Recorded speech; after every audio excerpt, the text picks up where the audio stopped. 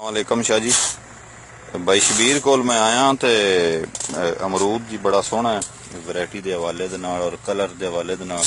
ते भाई शबीर आंदा है कि मैं दसना चाहना भी ये कितनी वैरायटी अच्छी है और की एदा सारा सिस्टम है जी। याली मतलब संसार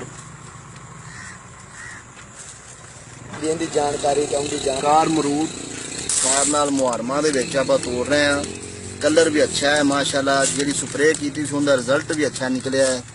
ਅੱਗੋਂ ਜੋ ਮਾਸ਼ਾਅੱਲਾ ਇੱਥੇ ਆਏ ਨੇ ਨਵੇਂ ਕੈਪ ਚਲੋ ਯਾਰ ਤੁਸੀਂ ਤਾਂ ਬੰਨੋ।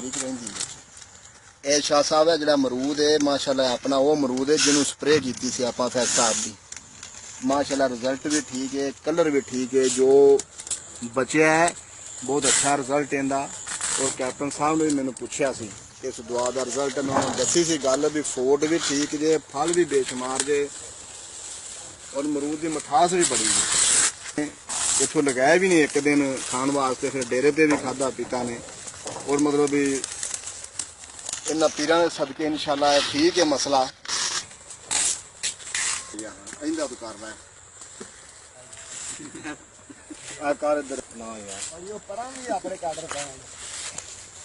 ਇਹ ਸਰਕਾਰ ਅਮਰੂਦ ਹੈ ਮਾਸ਼ਾਅੱਲਾ ਕਾਟਨ ਲੱਗਾ ਪਿਆ ਤੁਸੀਂ ਦੇਖ ਰਹੇ ਜੇ।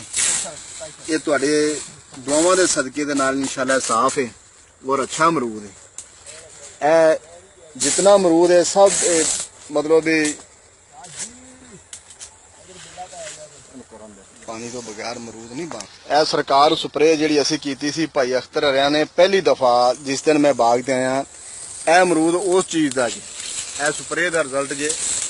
ਇਹ ਦੇਖ ਲਓ ਸਾਰਾ ਅਮਰੂਦ ਉੱਤੇ ਬੂਟਿਆਂ ਦੇ ਪੱਕਿਆ ਹੈ ਔਰ ਕੱਚਾ ਅਮਰੂਦ ਵੀ ਬੇਸ਼ੁਮਾਰ ਫਲ ਹੈ। ਜਿਹੜੇ ਬੂਟੇ ਬਚ ਗਏ ਸੀ ਅੱਲਾ ਦੀ ਮਿਹਰਬਾਨੀ ਦੇ ਨਾਲ, ਜਿਹੜੇ ਬੂਟੇ ਬਚੇ ਸੀ ਉਹਨਾਂ ਦਾ ਰਿਜ਼ਲਟ ਬਹੁਤ ਅੱਛਾ ਹੈ। ਇਹ ਸਰਕਾਰ ਅਮਰੂਦ ਦਾ ਮੈਂ ਮੈਸੇਜ ਪਾਕਿਸਤਾਨੀ ਭਾਈਆਂ ਸਾਰਿਆਂ ਨੂੰ ਦਿੱਤਾ ਸੀ ਵੀ ਇਸ ਅਮਰੂਦ ਦੇ ਨਾਲ ਦਾ ਜੋ ਮੈਂ ਵਰਤਾਅ ਕੀਤਾ ਹੈ ਇਹ ਸਪਰੇਅ ਦਾ, ਇਹ ਸਪਰੇਅ ਕਰੋ। ਹਰ ਮਾਲੀ ਨੂੰ, ਹਰ ਠੇਕੇਦਾਰ ਨੂੰ ਚਾਹੀਦਾ ਹੈ ਇਹ ਸਪਰੇਅ ਕਰਨੀ।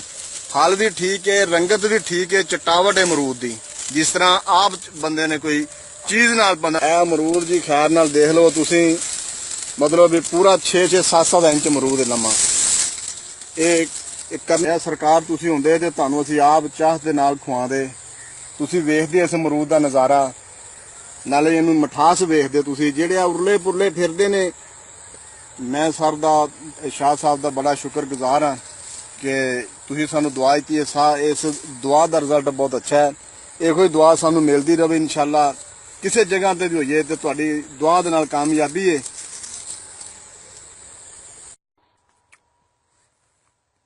दूसरा अपना शेख साहब जी और शाह जी, कलर तुसी वेख लो अमरूद दा। कलर पूरे पाकिस्तान दे विच किसे भी अमरूद दा कलर है ते दिखाओ मैनू। प्योर ऑर्गेनिक और कुदरती खाद दा इफेक्ट है और अल्हम्दुलिल्लाह बहुत ही अच्छा इसका कलर है। ते उस तो बाद असीं ज़ायका देखने आ, बल्कि तुसी खुद आके इसका ज़ायका चेक करो, इसकी शाइनिंग चेक करो, इसकी ग्रोथ चेक करो और यह चेक करो कि ये वाकया ही इफेक्ट आप ऑर्गेनिक लिक्विड फर्टिलाइजर के नाल फायदा होया है और या नहीं होया। और जिन्होंने नहीं पाई इफेक्ट आप ऑर्गेनिक लिक्विड फर्टिलाइजर, उन्हों का बाग ही चेक करो, साडा बाग ही चेक करो और तुसी खुद इंसाफ करो कि क्या इफेक्ट आप ऑर्गेनिक लिक्विड फर्टिलाइजर दी जिहड़ी है कुदरती खाद उहदे नाल किस हद तक फायदा होया है।